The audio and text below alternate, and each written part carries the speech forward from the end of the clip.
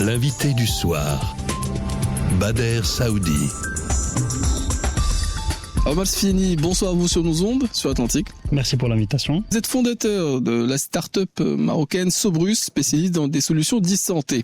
Alors, on parle de M-Santé, c'est-à-dire mobile santé, de la télésanté. On parle également de santé numérique. Depuis Covid-19, on a vu que, disons, les pratiques médicales ont évolué. Il y a de plus en plus de recours au numérique pour toutes les catégories d'âge. Et donc, il y a des transformations qui sont en cours. Mais la particularité de la start-up que vous avez créée, c'est qu'elle s'adresse essentiellement et avant tout aux professionnels. Comment vous avez eu l'idée de créer cette entreprise? Quel était l'objectif initial qui était le vôtre et comment vous avez commencé à travailler sur ce projet au départ? Alors encore une fois, merci pour l'intérêt. Et donc effectivement, Sobrus a été fondée il y a une bonne dizaine d'années. Elle est née en fait suite à une passion pour la technologie. Donc on est deux cofondateurs qui avons un très grand intérêt pour la technologie. Et on s'est dit pourquoi ne pas mettre à profit ces technologies-là pour résoudre des problèmes du quotidien, des problèmes qui peuvent avoir un impact positif pour les citoyens. Et c'est là où on s'est spécialisé en 2012 dans la santé. Et on s'est dit, on va développer quelque chose qui va être à destination des professionnels de santé, donc pharmaciens et médecins, et qui va les aider à mieux organiser leur activité pour une meilleure, on va dire, prise en charge du patient. Donc l'objectif à terme, c'est de vraiment simplifier le parcours santé du patient en aidant justement le pharmacien et le médecin dans sa pratique quotidienne. En 2012, vous nous dites, alors c'était bien avant qu'il y ait cette volonté de créer des applications pour répondre aux besoins qui peuvent se manifester. Sur, disons, cette envie initiale, comment ça s'est passé concrètement? Est-ce que c'était au sortir de votre école? Parce que quand on reçoit un entrepreneur, ça peut aussi donner des idées à ceux qui nous écoutent pour savoir au fond comment les choses se mettent en place. Alors moi en fait j'ai suivi un cursus d'expertise comptable et donc j'ai toujours été passionné par l'entrepreneuriat, par tout ce qui est création d'entreprise, création de solutions de valeur et en même temps et en parallèle la technologie. J'ai toujours été passionné par la technologie. Au début, donc en 2011, j'étais encore étudiant sur Lille, en France, en Hauts-de-France, et c'est là où j'ai démarré mon premier projet dans le digital. Mais c'était très généraliste. Donc on travaillait avec tout type de clients, professionnels, bien sûr les professionnels, mais tout type d'activité. En 2012, on s'est rendu compte qu'il fallait se spécialiser pour monter en compétences et pour devenir expert de notre domaine. On ne peut pas travailler avec tout le monde et être expert avec tout le monde. On doit choisir un secteur d'activité pour être bon et pour être les meilleurs. Alors justement, en 2012, on s'est dit où est-ce qu'on peut avoir de l'impact? Qu'est-ce qui est intéressant pour tout le monde?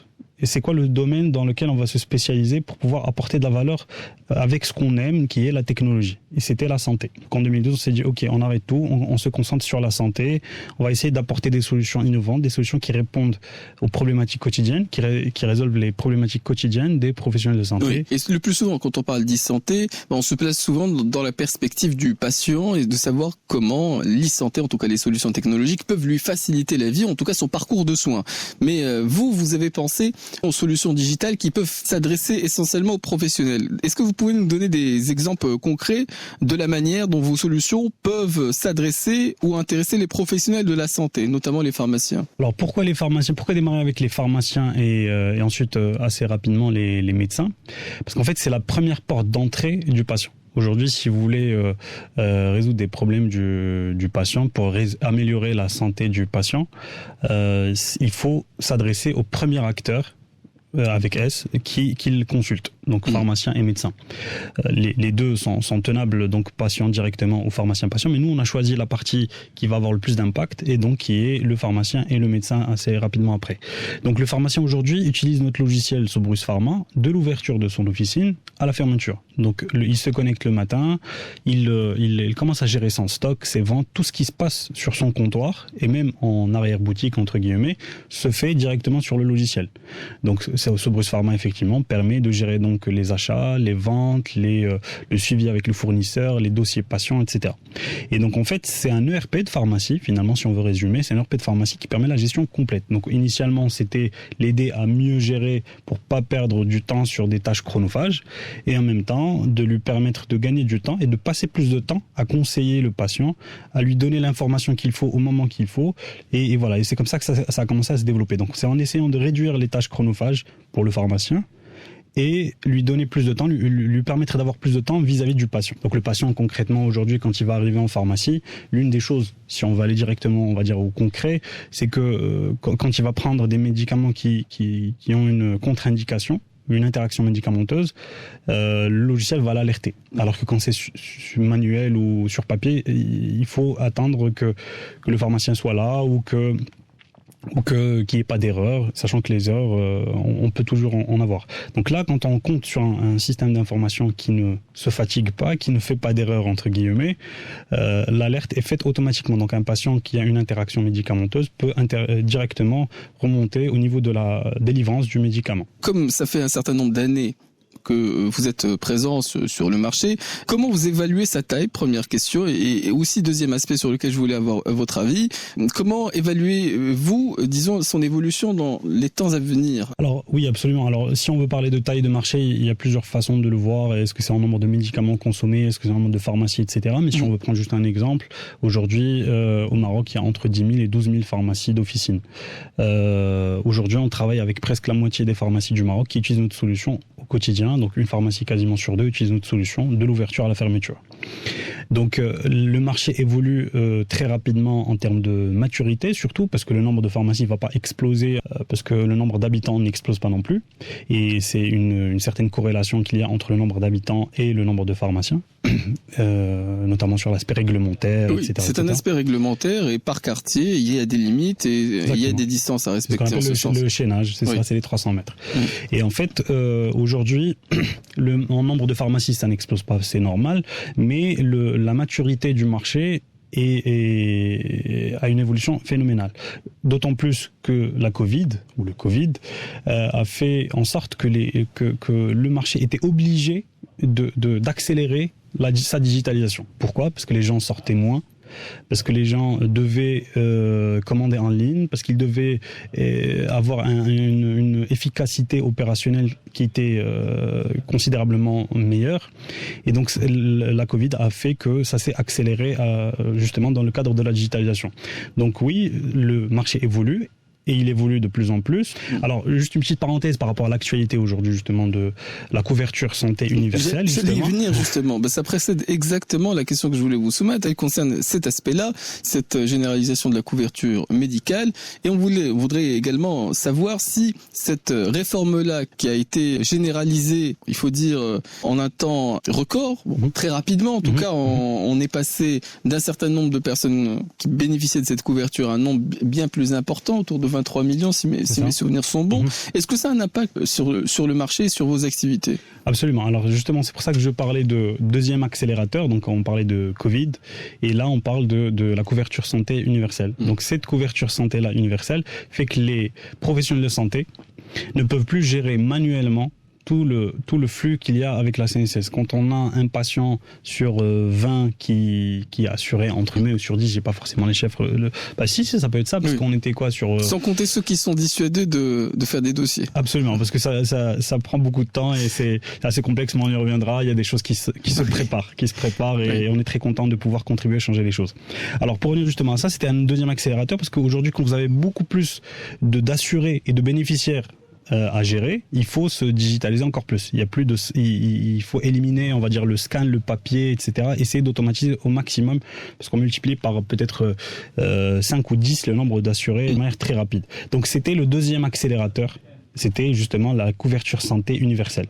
Et là, on sent vraiment que ça bouge côté assurance privée aussi, côté CNSS. On s'est posé avec la CNSS pour voir comment connecter notre système d'information au système d'information de la CNSS, pour essayer justement d'automatiser cet échange d'informations et pour pouvoir accélérer les prises en charge et réduire les délais de remboursement. S'il y a des partenariats qui sont noués dans le cadre effectivement de cette généralisation de la couverture médicale, et qu'il y a par la suite des partenaires partenaires, je pense aux assureurs, à la CNSS pour ne pas la nommer, il y a nécessité parfois de mettre en place des infrastructures, avoir des reins aussi plus solides, puisque les personnes qui risquent d'être sollicitées risquent d'exploser. Donc qu'en est-il de cet aspect-là sur, le moyen terme, le court terme, et peut-être même, j'imagine, lorsqu'on a une entreprise, on essaie de prévoir le plus loin possible pour s'assurer de sa pérennité.